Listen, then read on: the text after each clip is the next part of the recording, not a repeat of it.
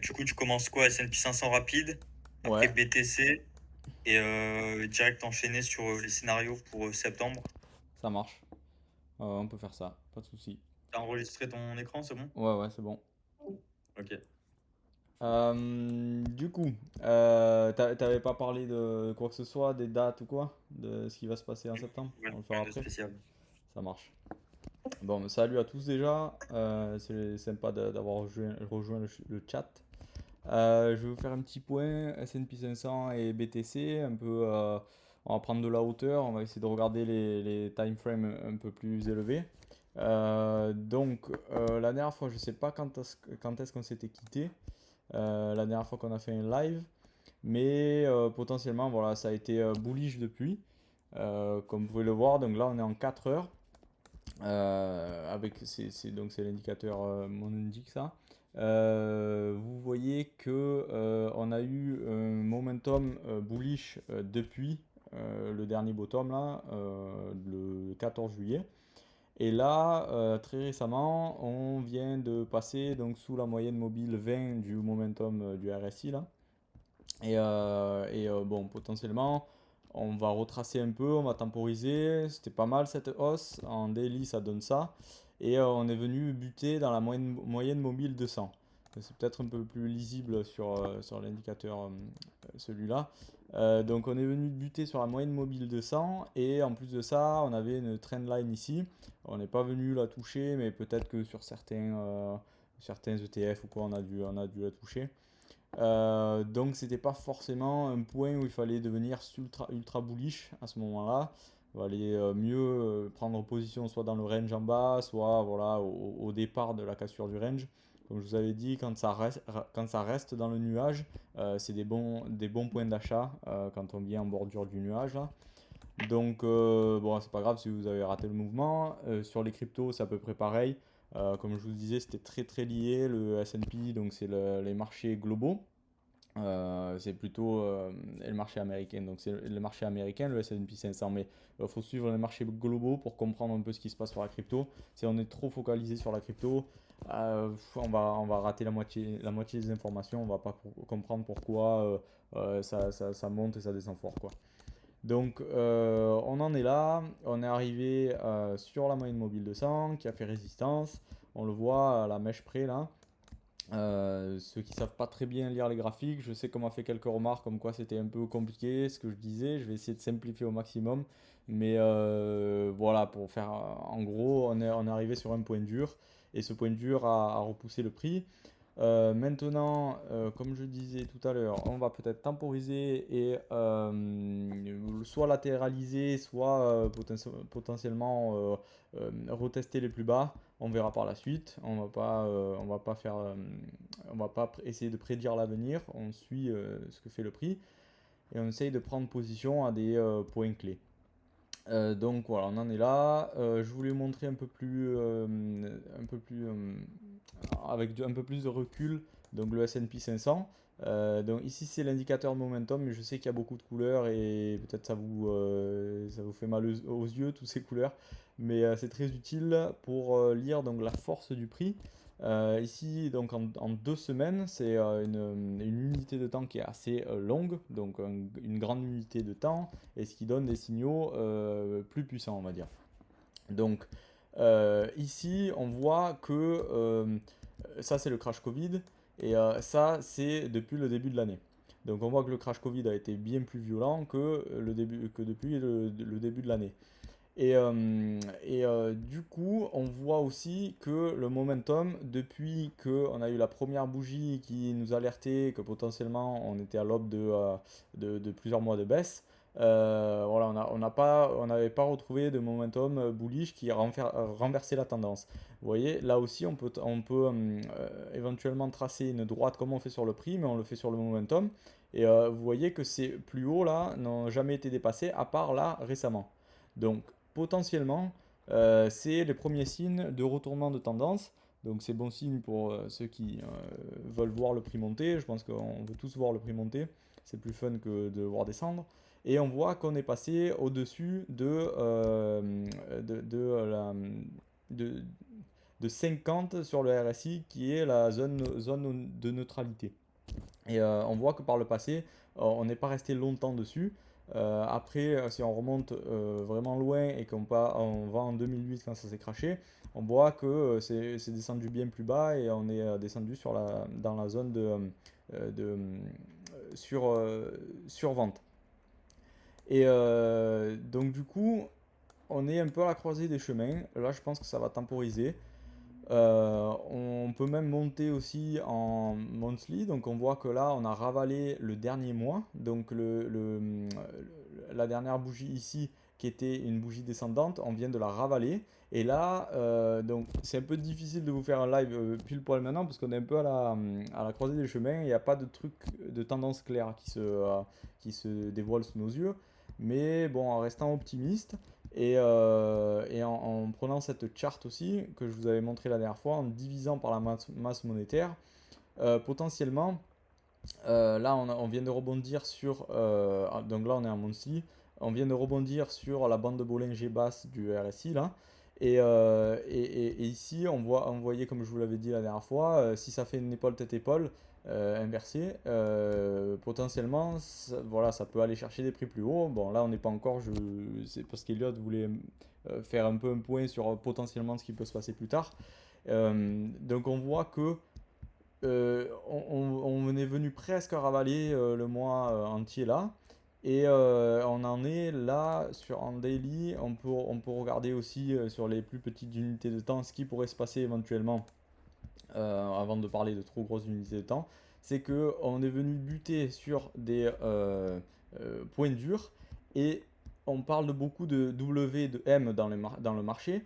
Et potentiellement, si on arrive à marquer un W et que les prix se font racheter au niveau un peu plus haut que le précédent bottom, on va parler de W parce que du coup, on a des plus bas de plus en plus haut. Donc c'est-à-dire que potentiellement, si on anticipe un mouvement qui a fait comme dans le passé, je peux vous montrer sur le Bitcoin, ce sera peut-être plus marquant. On peut anticiper potentiellement un W et qui repart vers le haut si on continue toujours d'être bullish. Donc on aura des signaux avant-coureurs. Je vous tiendrai au courant en temps voulu. Et là aussi, ce qui se base à la MACD, potentiellement on va croiser bullish bientôt. Donc là, on est toujours enfin pas bullish, mais tendance haussière imminente avec un momentum qui se retourne. J'essaye de faire au plus simple, mais je sais que c'est pas facile pour tout le monde de suivre ces mots compliqués. Je voulais juste vous dire que on est dans un point dur du marché. Potentiellement là, on était en été, c'est pas où les institutionnels sont les plus actifs. Il va falloir plus de développement au cours de là, septembre, octobre, novembre. Et on dit souvent que la saisonnalité des marchés fait en sorte que on a les meilleurs prix pendant la neige, donc buy in snow, et sell in May and go away. Donc potentiellement, là à la rentrée, si on arrive à soutenir les prix des précédents bottoms et qu'on descend pas plus bas et qu'on ne se mange pas un autre crash, potentiellement ça sera de bons prix qui montreront que la force acheteuse est là et que potentiellement voilà, ce sera bon signe pour la suite. Faut voir là le développement après ce point dur. Les prix se font rejeter, mais jusqu'où vont-ils s'arrêter? Voilà, ça va nous donner une bonne indication sur ce qui va se passer dans le futur. Et vous voyez que voilà, ça peut se dérouler pendant longtemps. En bas, vous voyez que ça peut même se dérouler jusqu'à la fin de l'année en faisant pas grand-chose. Mais faut pas non plus faire all-in short ou all-in long parce qu'on est sur de bons points de localisation de vente ou d'achat. On est quand même dans un marché incertain. Et on vient à peine de se retourner et de montrer que voilà, on a cassé les droites de tendance là, qu'on avait marqué depuis le début de l'année. Donc c'est bon signe, mais faut garder en tête que voilà, on n'est pas non plus sorti de l'auberge. Faut voir ce qui se déroule sous nos yeux. On passe là en 4 heures sur la moyenne mobile de 100. C'est encourageant et tout, il n'y a aucun problème. Mais on voit voilà, que le momentum s'essouffle fortement. J'avais voilà, des signaux un peu partout de take profit. Donc je sais que c'est un peu flou ce que je vous dis, mais Ceux qui avaient pris des positions ici, c'est pas bête de prendre des profits. Et ceux qui n'avaient pas encore pris position, attendez un peu plus de déroulement. On n'est pas dans la saisonnalité du marché la plus active et là où ça va pumper dans tous les sens. Donc prenez du recul. Et voilà, je vais enchaîner sur le Bitcoin. Donc là, je pourrais parler du Nasdaq, mais c'est à peu près pareil. Et ici, on aime bien retester donc les précédents plus hauts. Donc potentiellement, on peut s'arrêter là. Donc là, on est en 4 heures, toujours. Potentiellement, on peut s'arrêter sur les précédents plus hauts ou remarquer un bottom et on verra sur le momentum, donc dans les plus hautes unités de temps, si on arrive à faire une divergence. Donc là, bon, je sais que je parle en chinois, mais en gros, si le prix est à peu près au même niveau ou un peu plus haut ou un peu plus bas et que le momentum est plus haut que les précédents plus bas, ben, du coup, on parlera de divergence et ça, potentiellement, ça tend une élastique, c'est-à-dire que la force vendeuse est de moins en moins forte. Donc potentiellement, ça va se retourner à la hausse. Je sais pas si vous arrivez à me suivre. Elliot, c'était clair ce que je viens de dire? Ça va, ça va. C'est potentiellement... Après, et du coup, ça met genre sur ton indice de volatilité, là, Ah ouais, ouais. ça peut être intéressant de se positionner sur un truc comme ça. Après, n'en parle pas forcément puisque c'est Ouais. un peu complexe, mais Ouais, je sais, c'est un peu complexe. Ben là, il y a le VIX. Bon, pour ceux, que ça parle, ceux à qui ça parle. Là, il n'y a pas longtemps, on avait un dip. Mais on est quand même passé dessous, tu vois. On est passé dessous et ça, c'est potentiellement encourageant. Ça veut dire qu'on perd de force acheteuse, entre guillemets. Mais on ne peut pas trop parler comme ça avec le VIX. C'est l'indice de volatilité. Mais c'est plutôt. Quand ça monte, c'est quand le marché descend, plus ou moins. Faut garder ça en tête. Et là, comme on est passé dessous, on va potentiellement faire qu'un rebond, buter aussi sur cette résistance qui est la moyenne mobile de 100. Et potentiellement, ça, comme c'est l'inverse du marché, comme on vient de buter sur ça, et si ça va plus bas, du coup on peut penser que le S&P va aller plus haut. Tu vois, c'est un peu une logique ouais. inversée qu'il faut adopter. Et ben voilà, on va voir quoi. Voilà, on indique que c'est un peu plus avancé. On a la moyenne mobile 50 ici qui correspond au haut du précédent range qu'on avait ici. Donc pourquoi pas, tu vois, descendre jusqu'ici, retester les plus hauts, comme on l'avait fait ici sur cette petite bougie là. Potentiellement retester les plus hauts, voir ce que le momentum fait et s'il reste encourageant. Bon, là, on vient de croiser le momentum bearish, quoi.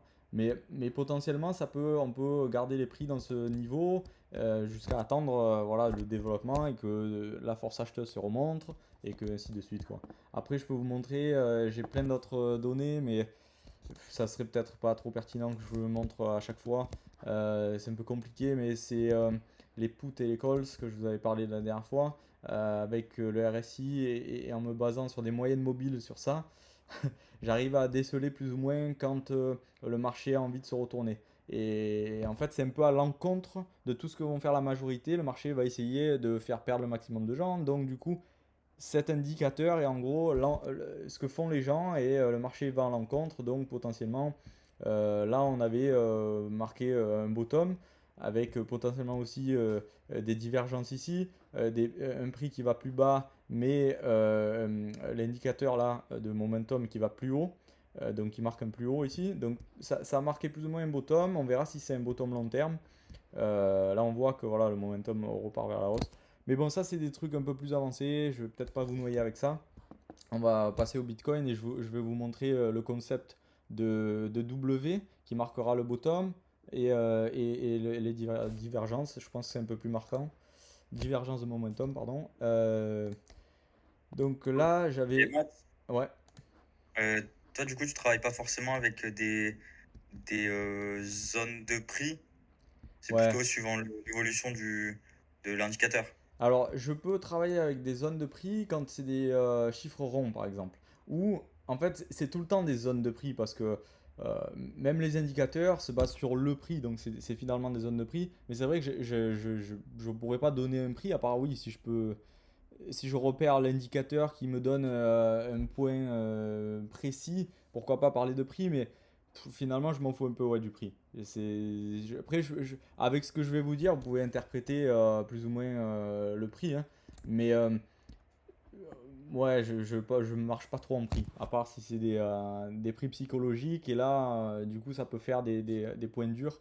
quand par exemple on est en découverte de prix, les points durs sont souvent les prix ronds, enfin les comptes ronds, quoi. Donc ça a du sens dans ce contexte, mais je sais pas, dans l'analyse technique, je regarde plus ce qui s'est passé avant et ce qui a fait résistance et support avant, même des années avant, ça peut faire des bons points d'achat. Enfin, on peut se baser à toutes sortes de prix qui s'est passé précédemment. Mais ouais, là, en l'occurrence, je dirais que c'est plutôt en zone que je parle, tu vois.